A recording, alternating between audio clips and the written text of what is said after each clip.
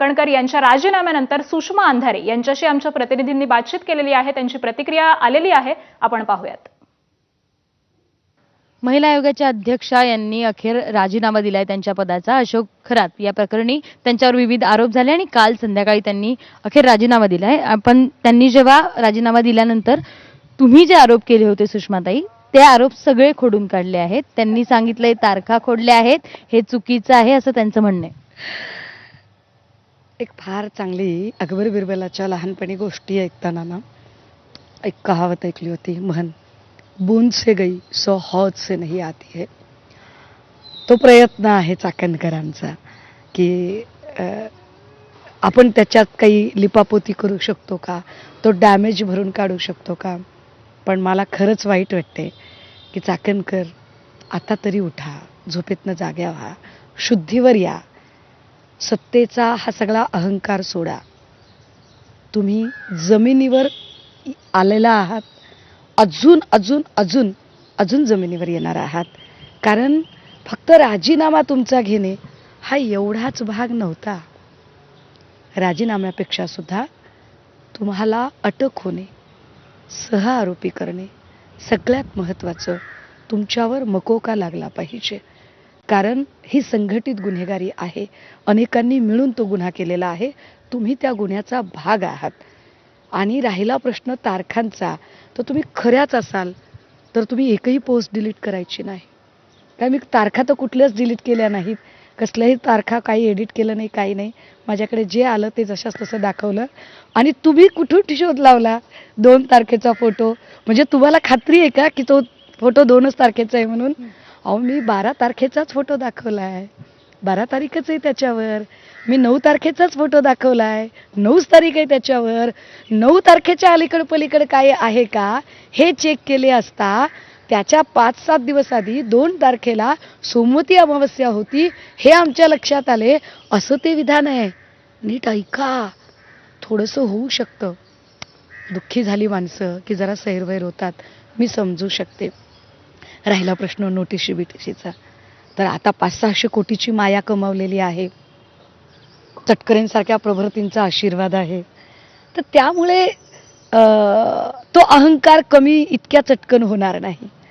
त्यामुळे तुम्हाला काय बदनामी पसरवतायत तुम्ही आमची आणि वेगवेगळं काहीतरी आणून दाखवतायत. कसली बदनामी करायची आम्ही. तुमच्या कथनी करण्यात किती फरक आहे. भाषणांमध्ये संविधान द्या, पोथ्या पुराणं नाही असं म्हणायचं, आणि वास्तवात मात्र तुम्ही कुणाचे तरी पाय धुवायचे. रील्ससाठी मात्र नवऱ्याने तुमची पूजा करायची, आणि वास्तवात मात्र तुम्ही एका लिंगपिसाटाची पूजा करायची. ह्याच्यात बदनामी काय आहे?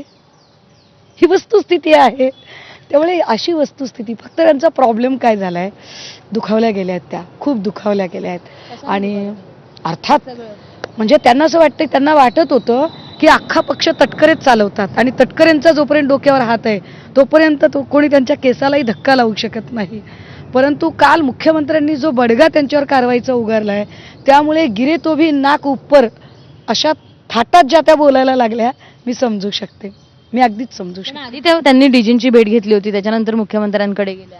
अहो काय आणि नाटक. कारवाई करा, याच्यावर कारवाई झालीच पाहिजे असं पत्र त्यांनी दिलं. कोण तुम्ही?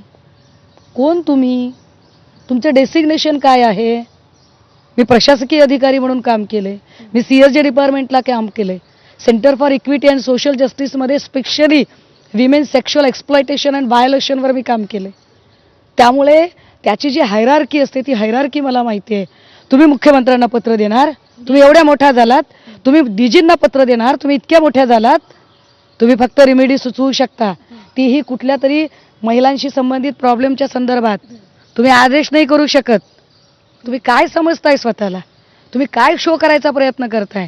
तुम्हाला राजीनामा द्यायला सांगितला होता, शेवटच्या क्षणापर्यंत तुम्ही धडपड केली, राजीनामा द्यायला सांगितला हे माहिती असून बाहेर येऊन तुम्ही पत्रकारांना गुमराह करता आणि पत्रकारांना सांगता की नाही मला मी बोलायला गेले होते आणि मी पत्रकार परिषद घेणार आहे, आणि अचानक 5 मिनिटात तुमच्या लक्षात येतं सुनेत्रा वहिनींना भेटून आल्यावर की मी माझ्या वैयक्तिक कारणासाठी. कसलं वैयक्तिक कारण होतं तुमचं?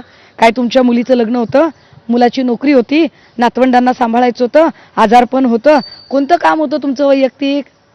मग एवढे 3 दिवसाआधी वैयक्तिक काम नव्हतं? अजिबात आत्ताही वैयक्तिक काम नाही आहे.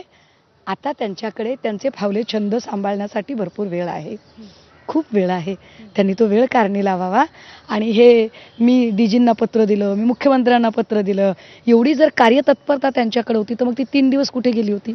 त्यांचं असं म्हणणं आहे की आता मी त्यांच्याकडे जायची, त्यांच्या पाया पडायचे वगैरे, पण हे काही कालावधीसाठी होतं. आम्ही कायम त्यांच्यासोबत राहायचं नाही. त्यांची दुसरी बाजू मला माहीतच नव्हती. जेणेकरून त्याच्या 1 वर्ष आधी एक पत्र दिलेले आहे, तक्रार दिलेली आहे. 1 वर्षापूर्वीपासून त्यांना हे कदाचित माहीत असावं.